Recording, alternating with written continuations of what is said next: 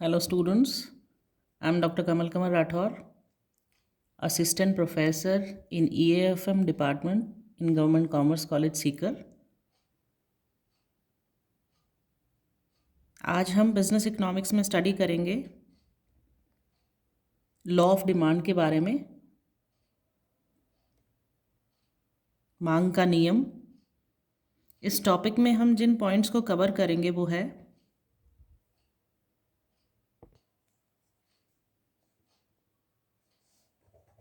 Meaning of law of demand,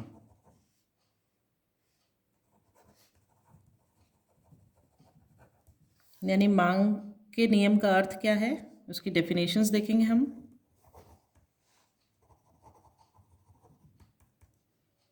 परिभाषाएं, फिर हम स्टडी करेंगे अजम्पशंस के बारे में, assumptions of the law of demand, मान्यताएं।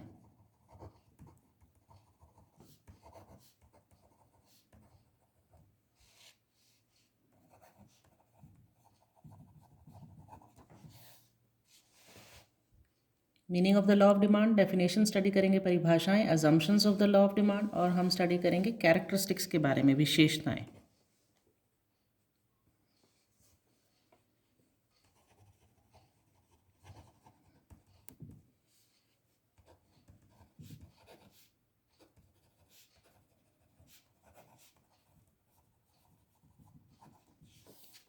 तो सबसे पहले देखते हैं लॉ ऑफ डिमांड होता क्या है ये मांग का नियम।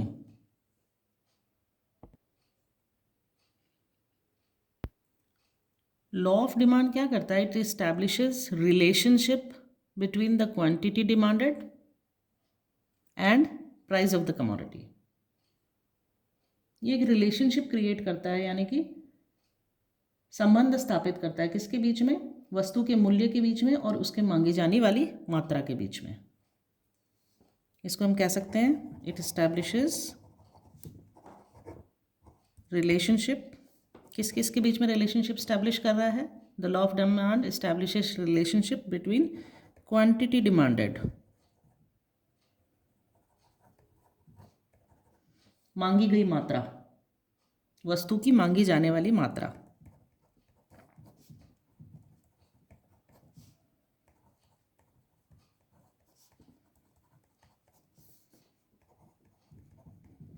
वस्तु की मांगी जाने वाली मात्रा और किसके बीच में?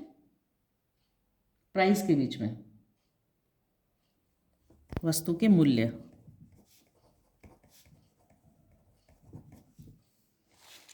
इन दोनों के बीच में रिलेशनशिप स्टैब्लिश करता है लॉ ऑफ डिमांड। ठीक है, इन शॉर्ट हम क्या कह सकते हैं इसको? यह नियम वस्तु के मूल्य तथा इसकी मांगी जाने वाली मात्रा के मध्य संबंध को बताता है। अब ये जो लॉ ऑफ डिमांड है, इसके अंदर क्या है कि कुछ चीज़ों को ये माना जाता है कि वो कांस्टेंट रहती है, उसके अंदर कोई चेंजेस नहीं होते। इसको हम डिफाइन कर सकते हैं कि इस नियम के अनुसार अन्य बातें स्थिर रहने पर, ये क्या है अन्य बातें? अदर थिंग्स जो सेम रहती है वो मैं आपको अभी बताऊंगी। पहले हम इसकी डेफिनेशन देखते हैं, मीनिंग को समझते हैं। इस नियम के अनुसार अन्य बातें स्थिर रहने पर अगर किसी एक वस्तु का मूल्य घटता है तो क्या होता है? ह्यूमन टेंडेंसी है, अगर प्राइस कम होती है तो डिमांड ज़्यादा होती है किसी भी वस्तु की। तो अन्य बातें स्थिर रहने पर एक वस्तु का मूल्य घटने पर उसकी अधिक मात्रा मांगी जाती है, और अगर मूल्य बढ़ जाता है तो कम मात्रा मांगी जाती है। यानी कि quantity demanded of a commodity increases with a fall in the price and quantity demanded decreases with a rise in its price.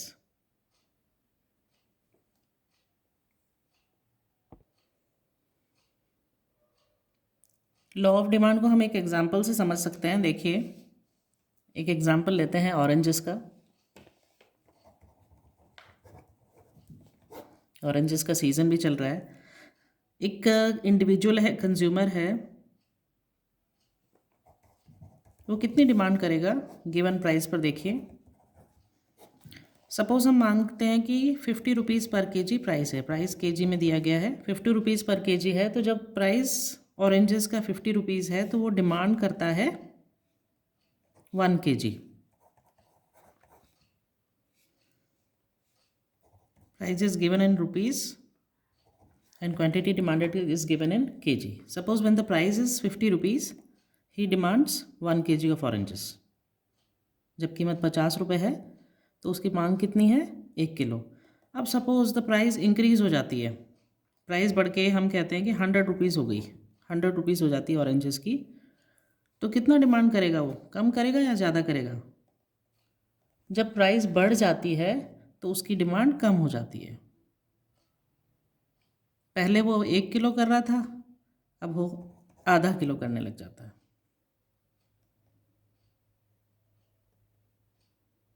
ठीक है। और अगर प्राइस बढ़ के 150 रुपीज़ हो जाती है तो हो सकता है वो डिमांड भी ना करे।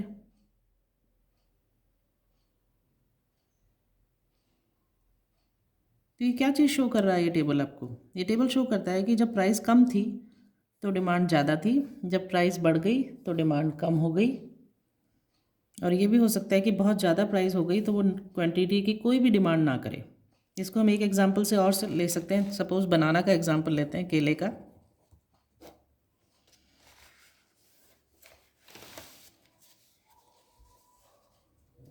देखिए ये प्राइस है बनाना की, रुपीज़ में गिवन है, और क्वांटिटी डिमांडेड यानी कि मांग है ये केजी में गिवन है। जब बनानास 40 रुपीज़ केजी थे तो एक व्यक्ति है, इंडिविजुअल है, उसकी डिमांड थी 3 KG. Now suppose the price decreases, यानी कि प्राइस कम हो जाती है, रिड्यूस हो जाती है, और ये हो जाती है 35 रुपीज़। तो प्राइस कम हो गई तो उसकी डिमांड बढ़ के 3.5 केजी हो गई। Now suppose the price increases, price बढ़ के कितनी हो गई? 60 रुपीज़ हो गई।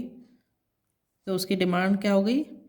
1 केजी। अब इस टेबल से आप दोनों चीज़ों को मैंने एक्सप्लेन किया। देखिए जब प्राइस 40 रुपीज़ पर केजी था बनाना का तो इंडिविजुअल कितनी डिमांड कर रहा था? वो डिमांड, उसकी मांग थी 3 किलो।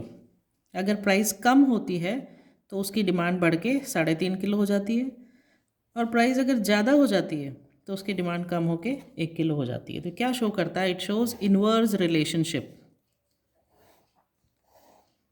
इनवर्स रिलेशनशिप यानी कि प्राइस और क्वांटिटी डिमांडेड में ऑपोजिट रिलेशनशिप है।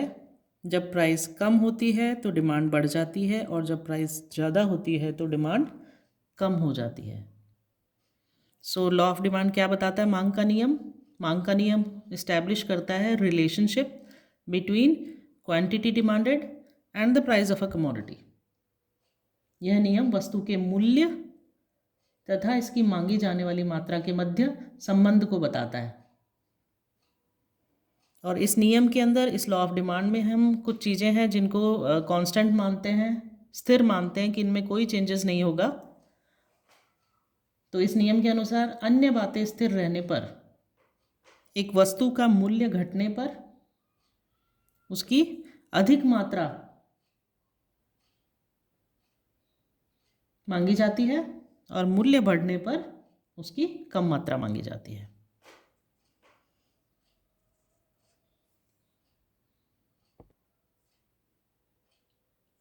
मार्शल नाम के इकोनॉमिस्ट हुए हैं जिन्होंने लॉ ऑफ डिमांड का कॉन्सेप्ट दिया है, और इन्होंने इसे बहुत ही अच्छी तरह से डिफाइन किया है। तो मार्शल की डेफिनेशन अगर हम देखते हैं, परिभाषा, तो मार्शल कहते हैं मांगी गई मात्रा मूल्य के घटने के साथ बढ़ती है। यानी कि जो डिमांड होती है वो क्या होती है कि जैसे जैसे प्राइस कम होता जाता है तो डिमांड बढ़ती जाती है, तथा मूल्य के बढ़ने के साथ घटती रहती है। यानी कि अगर प्राइस, किसी प्रोडक्ट का प्राइस ज़्यादा हो जाता है तो उसकी डिमांड कम हो जाती है, और किसी प्रोडक्ट का प्राइस कम हो जाता है तो उसकी डिमांड ज़्यादा हो जाती है। इस तरह यह नियम वस्तु के मूल्य तथा उसकी मांगी गई मात्रा के मध्य क्या बताता है? विपरीत संबंध को बताता है। मैंने आपको बताया था ना, इनवर्स रिलेशनशिप, विपरीत संबंध को व्यक्त करता है।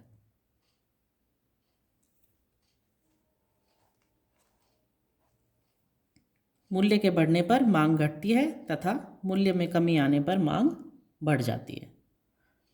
अब नेक्स्ट हम देखते हैं कि कौन कौन सी अजम्पशंस हैं, मान्यताएं हैं जिन पर लॉ ऑफ डिमांड डिपेंड करता है। मांग के नियम की मान्यताएं क्या क्या है देखते हैं। ये जो मांग का नियम है, लॉ ऑफ डिमांड है, ये तभी लागू होता है जब अन्य बातें स्थिर रहें। अन्य बातें स्थिर यानी कि other things remaining the same.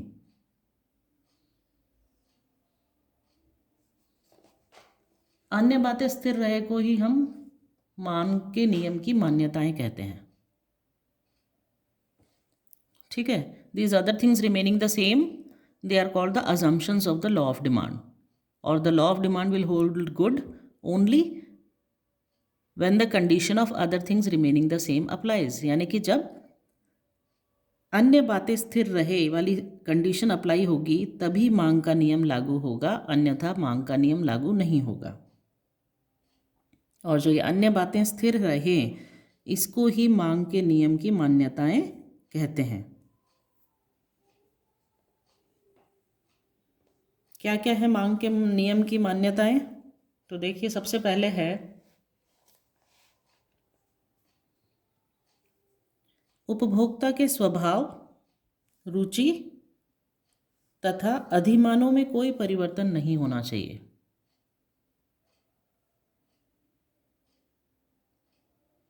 It means उपभोक्ता कौन है? कस्टमर है, हम सभी हैं। उसकी ये माना है लॉ ऑफ डिमांड के अंदर कि जो कस्टमर है उसके स्वभाव में कोई चेंज नहीं होना चाहिए, कोई रुचि में कोई बदलाव नहीं होना चाहिए। यानी कि उसकी हैबिट्स जो है, उसकी टेस्ट है, जो प्रेफरेंसेस हैं उस कंज्यूमर के, वो अनचेंज्ड रहने चाहिए, उसमें कोई भी चेंज नहीं होना चाहिए।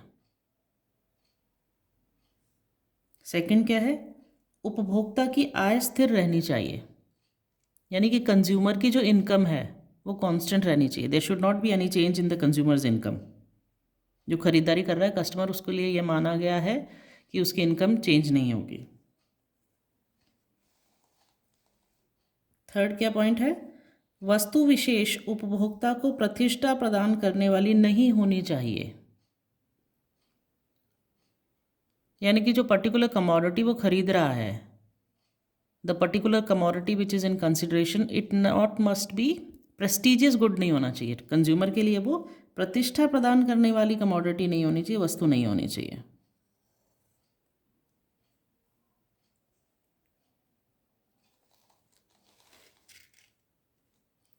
नेक्स्ट क्या मान्यताएं हैं, कौन सी मान्यता है जिसके ऊपर आधारित है लॉ ऑफ डिमांड? नेक्स्ट है वस्तु के नए प्रतिस्थापन उपलब्ध नहीं होने चाहिए। यानी कि there must not be any substitutes for the commodity. वो एक ही वस्तु होनी चाहिए, उसका कोई सब्सटीट्यूट अवेलेबल नहीं होना चाहिए जिसकी अगर एक की प्राइस बढ़ गई तो अगर सब्सटीट्यूट अवेलेबल है तो वो दूसरे को खरीद सके, ऐसा नहीं होना चाहिए। इस मान्यता पर लॉ ऑफ डिमांड आधारित है।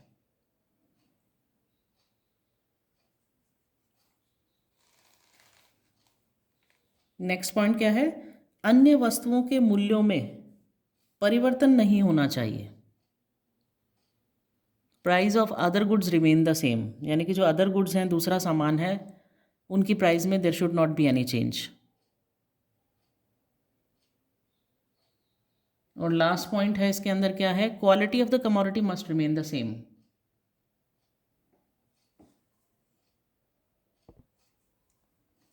वस्तु की किस्म में कोई परिवर्तन नहीं होना चाहिए। और एक और जो इम्पोर्टेंट अजम्पशन है वो है वस्तु के मूल्यों में निकट भविष्य में परिवर्तन की संभावना नहीं होनी चाहिए। ये एक्सपेक्टेशंस भी नहीं होना चाहिए कि फ्यूचर में उस वस्तु के मूल्य में कोई चेंज होगा। Expectations about future price changes should not be there. तो ये वो सारी मान्यताएं हैं जिस पर लॉ ऑफ डिमांड डिपेंड करता है। मान्यताओं के आधार पर इस मांग के नियम को हम एक फिगर से ड्रॉ करके देख सकते हैं, डायग्राम से।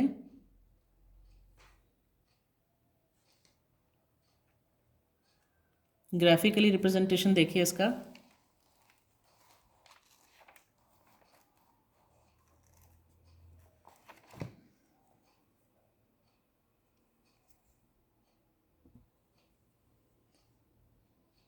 एक्स एक्सेस पर वस्तु की मात्रा दिखाई गई है। यहाँ पर ये देखिए, ये वस्तु की मात्रा है।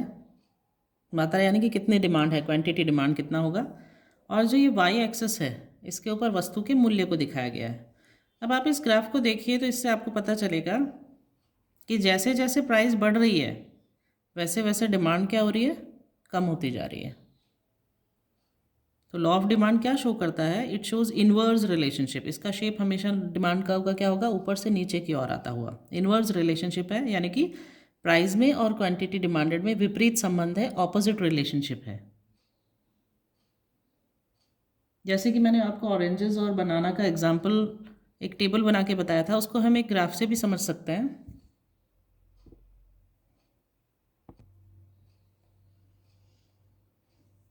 देखिए, ओ एक्स एक्सेस पर वस्तु की मात्रा दिखाई गई है, यानी कि डिमांड कितना है, क्वांटिटी डिमांडेड को दिखाया गया। यहाँ पर प्राइस दिखाया है, ओ वाई एक्सेस पे प्राइस ऑफ प्रोडक्ट। अब देखिए इसके अंदर जब प्राइस ओ पी है, प्राइस कितना है, when the price is O P, quantity demanded देखिए कितना है, ओ क्यू वन। प्राइस जब मूल्य जो है ओ पी है तो किसी एक पर्टिकुलर वस्तु की मांग कितनी है, ओ क्यू वन। यहाँ आप इसको ऐसे बना सकते हैं, ड्रॉ कर सकते हैं। अब देखिए जब प्राइस बढ़ के ओ पी से ओ पी वन हो जाती है, प्राइस ओ पी थी पहले, अब अगर इंक्रीज होके ओ पी वन हो जाती है तो क्वांटिटी डिमांडेड कितना हो रहा है, ओ पी वन प्राइस पर क्वांटिटी डिमांडेड ओ क्यू हो रहा है। यानी कि जब पहले प्राइस कम थी, ओ पी थी, तो ओ क्यू वन मात्रा मांगी जा रही थी, डिमांड की जा रही थी किसी प्रोडक्ट की। और अब जब प्राइस बढ़कर ओ पी वन हो गई है तो वो जो क्वांटिटी पहले ओ क्यू वन डिमांड की जा रही थी, अब कितनी डिमांड की जा रही है, ओ क्यू। इन पॉइंट्स को जब आप ऐड करेंगे और इनको जोड़ के कर्व बनाएंगे तो ये आपका आ जाएगा डिमांड कर्व। क्या शो कर रहा है अब ये कर्व, लॉ ऑफ डिमांड, इसके अनुसार अगर हम समझें तो ये शो करता है कि प्राइस में, वस्तु के मूल्य में और वस्तु की मात्रा में, क्वांटिटी डिमांडेड में हमेशा क्या होता है, इनवर्स रिलेशनशिप है, देयर इज ऑपोजिट रिलेशनशिप है, विपरीत संबंध है दोनों के बीच में। जब प्राइस बढ़ती है तो किसी भी वस्तु की मांग कम होती है, और अगर प्राइस कम होती है तो वस्तु की मांग बढ़ जाती है।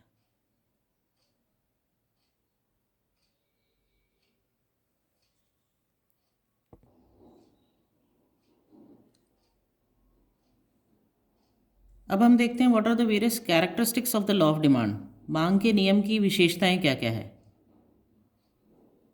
ये विशेषताएं परिभाषा से, जैसे मैंने आपको मीनिंग एक्सप्लेन किया उसी में से निकल कर आई है, वही आप लिख सकते हैं। देखिए सबसे पहले क्या परिभाषा है, विपरीत संबंध है, देयर इज इनवर्स रिलेशनशिप। किस किस के बीच में विपरीत संबंध है, according to the law there is inverse relationship between quantity demanded and the price of the commodity.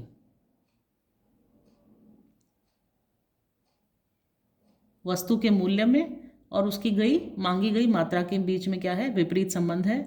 यदि वस्तु का मूल्य बढ़ता है, यानी कि अगर प्राइस बढ़ता है तो उसकी डिमांड कम होती है, किसी प्रोडक्ट की डिमांड कम होती है। और अगर प्राइस कम होता है, डिक्रीज होता है, तो उस प्रोडक्ट की क्या होता है, डिमांड बढ़ जाती है, मांग बढ़ जाती है। तो there is inverse relationship. Now the second characteristics जो है वो है, मूल्य एक स्वतंत्र चर तथा मांग निर्भर चर है।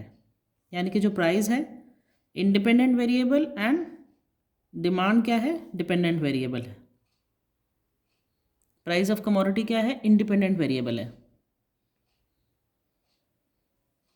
लॉ ऑफ डिमांड हमें क्या बताता है, वस्तु का मांग का नियम क्या बताता है, मांग का नियम हमें ये बता रहा है कि जो वस्तु का मूल्य है वो एक स्वतंत्र चर होता है, वेरिएबल होता है। और मांग के नियम में मूल्य का मांगी गई मात्रा पर प्रभाव देखा जाता है। किसका इफेक्ट देखते हैं, प्राइस पर मांगी गई मात्रा का इफेक्ट देखते हैं, और न कि मांगी गई मात्रा का मूल्य पर प्रभाव।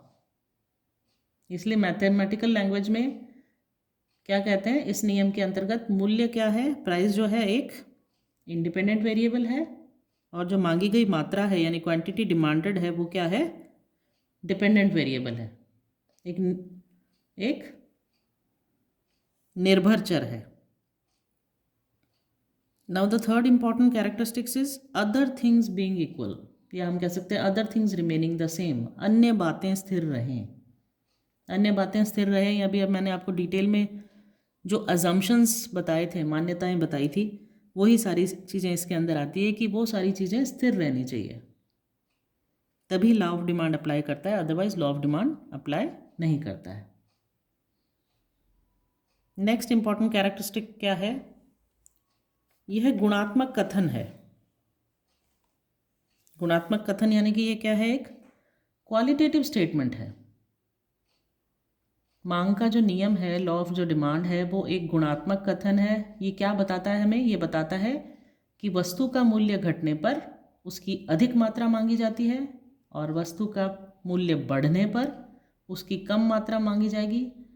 परंतु ये जो नियम है, जो लॉ है, ये हमें नहीं बताता है कि मूल्य में कितना परिवर्तन होने पर उनकी मांग में कितना परिवर्तन होगा। यानी कि ये जस्ट एक क्या है? क्वालिटेटिव स्टेटमेंट है, गुणात्मक कथन है। लास्ट जो इम्पॉर्टेंट कैरेक्टरिस्टिक है, जो विशेषता है लॉ ऑफ डिमांड की, वो है निश्चित समय बिंदु से संबंधित। It is concern with certain period of time. जो मांग का नियम है किसी एक निश्चित समय बिंदु से संबंधित होता है, यानी कि it is related to a certain period of time. Period of time कैसे? जैसे ये वीकली हो सकता है, मंथली हो सकता है, एनुअली हो सकता है, प्रति सप्ताह, प्रति माह, प्रति वर्ष आदि हो सकता है। ये हमेशा एक सर्टन पीरियड ऑफ टाइम से रिलेटेड होता है। तो ये थे characteristics of the law of demand. In short हम कह सकते हैं लॉ ऑफ डिमांड क्या शो करता है हमें? इनवर्स रिलेशनशिप बताता है किस किस के बीच में? क्वांटिटी डिमांडेड, मांगी गई मात्रा, और प्राइस ऑफ द कमोडिटी में, वस्तु के मूल्य के बीच में। And there is always inverse relationship होता है, हमेशा ऑपोजिट रिलेशनशिप होता है। अगर प्राइस बढ़ती है तो डिमांड कम होती है, और प्राइस कम होती है तो डिमांड किसी प्रोडक्ट की बढ़ जाती है, ज़्यादा होती है।